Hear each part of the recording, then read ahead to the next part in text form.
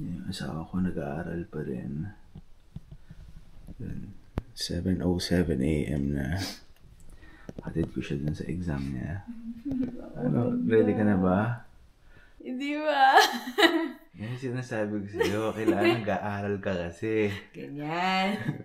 Ganyan tayo eh. Mag-ahatid muna ako kay Jamie. And then after ko siya ihatid, balik ako ulit dito sa bahay. Kasi ihatid ko naman yung mga bata. Para saan yung exam mo? EFIC. Mutual Funds. Licensure. Mas mahirap ba dito? Eh, madami kasing produkto. I mean, madami kasi may mga RSP. Pero mamaya malalaman mo na yung result. Oo, pagka-click ko ng submit. Sige. Balitaan mo ako kung ano mangyayari. Dito na kami sa location na exam ni Jamie. Actually, malamig sa labas. -10 feels like -17. So good luck sa akin mamaya. Pero itong location na exam niya, halos pareho lang din location nung pinag-examan ko ng selfie last Saturday. So dito siya mag-e-exam. Dito sa may Wells Fargo na building. And yung pinag-examan ko naman ng self-pip nung Saturday, ito naman. Ano, ready ka na? Hindi. Ano ba sabi, gano'ng katagal yung exam mo? 3 hours. Balitaan mo mamaya. Kinakapan na ako. Baba na ako. Sige. Bye-bye. Good luck. Thank you. Goodbye. Pray ka bago ka mag-take ng exam, ha? Parang narinig ko lahat ng mga sinasabi mo ngayon, ha? Dito na ako sa bahay. Pagdating ko si Sky, gising na. What are you eating? Nah. Huh? Chill. What? Chill. What are you eating? Chocolate. Not chocolate. That's peanut butter. What? Spider-Man. Peanut butter bread. Peanut butter Spider-Man. Are you excited not to go to school? No pa rin? Why? I don't want to go to school. So, yung mga bata, papasok na sa school. Si Sky. Enzo. Ay, say hi. Andito na ako sa trabaho ko, pero actually ako yung medyo kinakabahan. Pero si Jamie naman nag-aral naman siya, like last night. Hindi ko nga alam kung natulog siya kasi nauna pa ata ako matulog sa kanya. And then kanina, pagkagising ko, maaga rin siya gumising kasi nag-aral pa siya and pinprepare pa rin niya yung mga babaunin ng anak ko para sa school nila. So sabi nga niya, yung exam will take 3 hours. So start niya 8 a.m. So most likely matapos siya mga around 11. So hintayin ko na lang yung text message niya. Yun, so nandito na nga ako sa bahay. Kanina hindi na ako nakapag-take ng video dun sa trabaho kasi medyo naging busy na nga. Etong dalawa, ayan, naglalaro na naman uli. What are you guys playing? We're playing a different game. Oh, what's that? It's a new one. It's Donkey Kong is want to play, and it was Donkey Kong and his dad. Okay. His brother. Yun, so eto na, si Jamie, kamustahin na natin kung ano nangyari sa kanya kanina. Ano, kamusta ang exam? Pasado! Yay! Huwag na natin pag-usapan yung grade. Basta pasado, masaya na ako! So yun nga, yung tinake nga niya na exam kanina, ang pangalan? EFIC, Investment. IFIC. Investment Funds in Canada. Yun na tayo na. Pero ano yun, parang sabi nila, yun daw parang pinaka-entry level na licensure yun dito sa banking? Canada, sa banking. Hindi ko alam. Kasi after nun, actually dapat kukunin ko yung CSC, diba? Kaya lang, kumbaga, kailangan ako sarili magbayad para dun for kasi yun eh. Mas wide yung scope nung CSC. So, mas marami kang opportunities na pwede kapag naipasa mo yun. So, yung EFIC, restricted siya for up until personal bankers, ganyan. Okay. Ayun, so kanina nga, no, nagtrabaho nga ako, dumating ako sa office mga around 9, and then si Jamie nga, biglang all of a sudden, tumawag siya ng 9:30. Usually kasi, pag tumatawag siya ng mga ganong oras, hindi ko sinasagot kasi yun yung time na medyo marami talaga akong ginagawa. Pero kanina, sinagot ko siya dahil akala ko emergency, kasi ang alam ko nga, magra-run nga yung exam niya from 8 a.m. hanggang 11 a.m. So, medyo ina-expect ko yung tawag niya para bigyan ako ng update mga around 11 a.m. Pero nung tumawag nga siya ng 9:30, sinagot ko. Biglang tapos na raw pala siya kasi parang wala na nga raw siyang mapiga dun sa exam. So, sinubmit na lang niya. So, ano ba nangyari kanina sa exam mo? Ba't parang ang bilis lang? Wala eh, parang hindi ko na, kumbaga parang kapag pinatagal ko pa kasi siya, parang feeling ko baka malalo akong magkamali. Basta ang ginawa ko na lang, minake sure ko lang na meron akong 60 items na talagang 100% sure ako.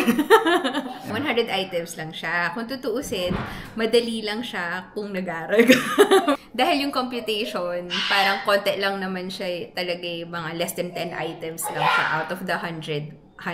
Pero it's more on theories, more on concepts, ganyan. So, application, talagang understanding ng pagbasa mo ng mga, nung textbook, very good ako. Hindi ako masyado nagre-review. Hindi naman siya parang yung sa driving test na makikita mo kung tama or mali ka na. Kaagad.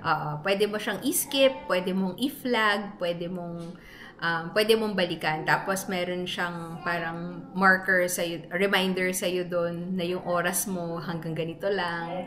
So may countdown. Tapos meron din nakalagay kung ilang % na yung progress mo. So since 100 items naman siya, so pag nasa 61% ka, ibig sabihin 61 items na yung nasasagot mo.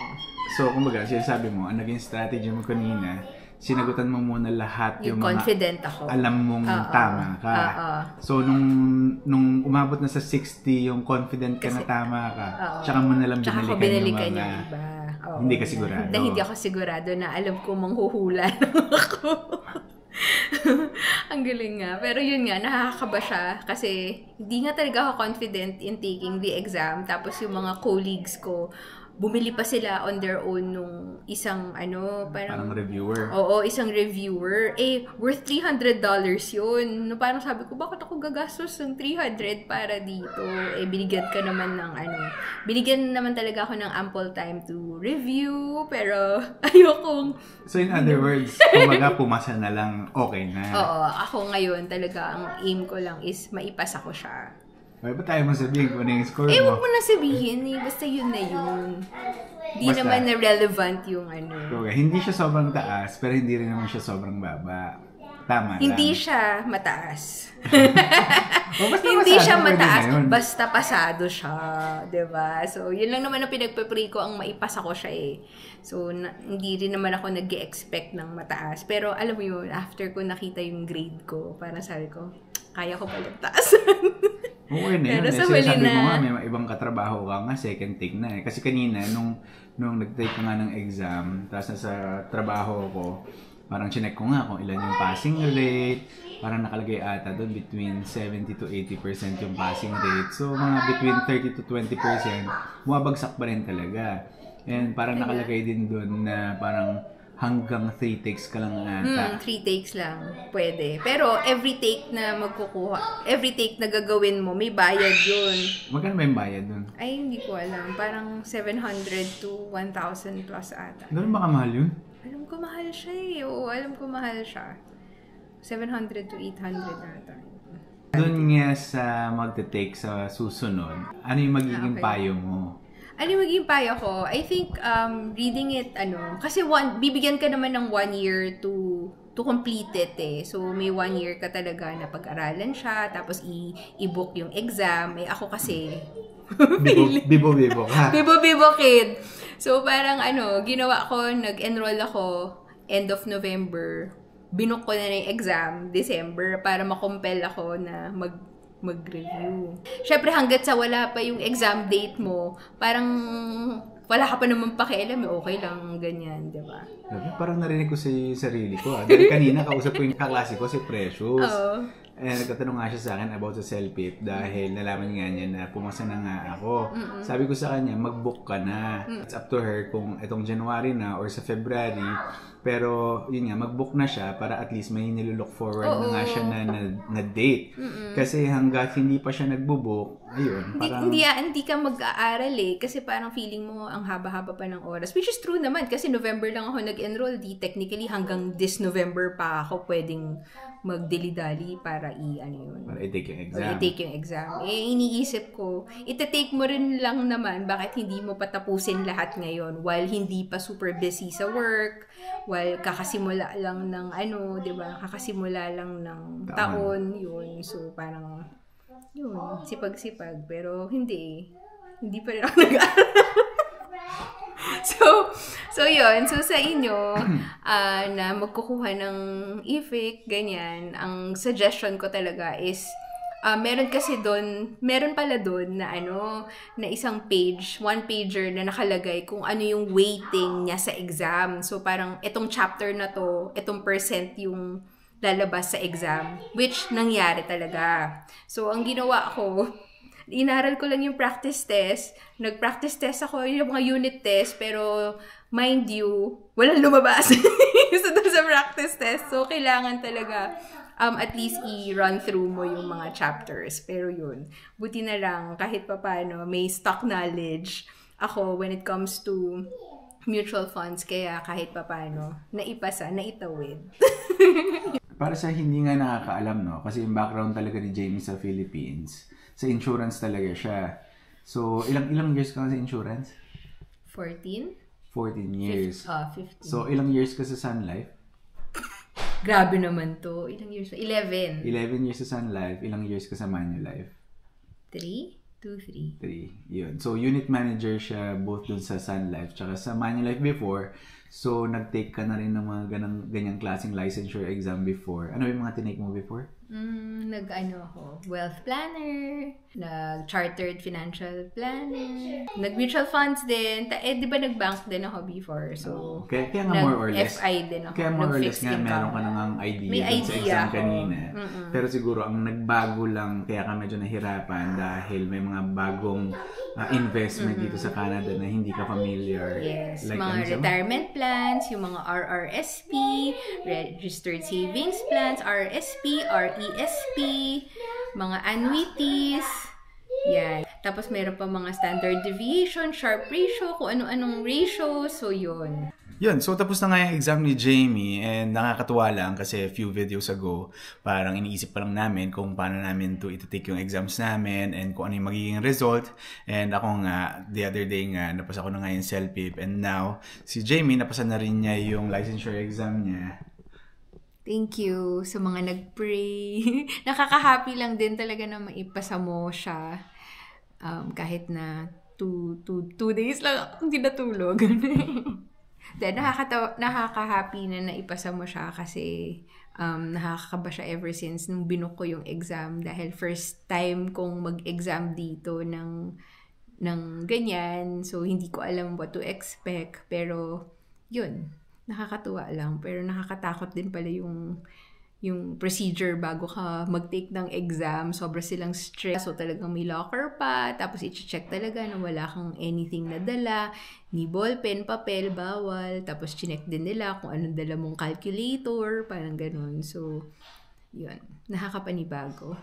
So gusto ko nga i-take tong opportunity na to, no, para magpasalamat dun sa mga naniwala sa amin kahit na kami mismo nagda-doubt na rin kami kung kaya namin ipasa. And right now, ang iniisip naman namin is kung paano kami ma-PR dito sa Canada. Sabi nga ni Jamie, at least nakumpleto ng araw niya yung first step para dun sa career na gusto niya sa banking dito sa Canada. So siguro hanggang dito na lang muna uli. Thank you for watching and I'll see you in my next video. Bye!